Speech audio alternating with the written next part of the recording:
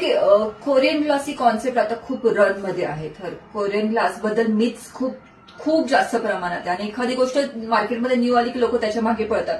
20-20, 30-30, 40-40, 50-50 हजाराची ह्या ट्रीटमेंट करून घेतल्या जातात. मॅम, खूप एक वेल नोन ठिकाणी तुम्ही कोरियन ग्लास ट्रीटमेंट केली होती, तर त्याच्याबद्दल काय सांगाल? मी सांगेल की ते खूप फेक आहे. बिलकुलही करू नका, कारण मी स्वतः 25,000 रुपये भरून ती ट्रीटमेंट केली आहे आणि 1 महिन्यापर्यंत त्याचा रिझल्ट खूप सुंदर वाटतो आणि 1 महिन्यानंतर एज इट इज म्हणजे जसं होतं त्याच्यापेक्षाही डार्क पण होतं.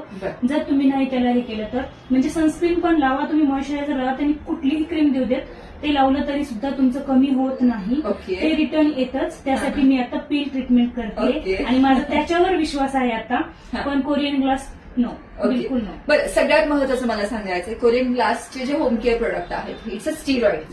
जोपर्यंत तुम्ही चेहऱ्यावरती लावता एकदम ग्लास शाईन चेहरा तुमचा देणार आहे, तुमचं पिगमेंटेशन एकदम गायब होणार एका महिन्यात. राईट, तसंच झालं. राईट, जे तुम्ही आम्हाला आता फोटो स्वतः केले. करेक्ट. त्याच्यामुळे मी तुम्हाला असं सांगेल की कोणीही म्हणत असेल की कोरियन ग्लास ट्रीटमेंट नाही, शक्यच नाही, होतच नाही. मीच आणि त्याचे साईड इफेक्ट किंवा त्याचे डू आणि डोंट्स तुम्हाला कळाले की तुम्हाला लक्षात येईल. Yes, it's a steroid based treatment आहे.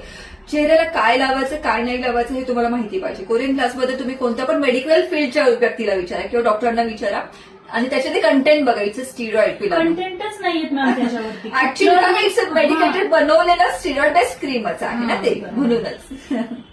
म्हणून ते तात्पुरतं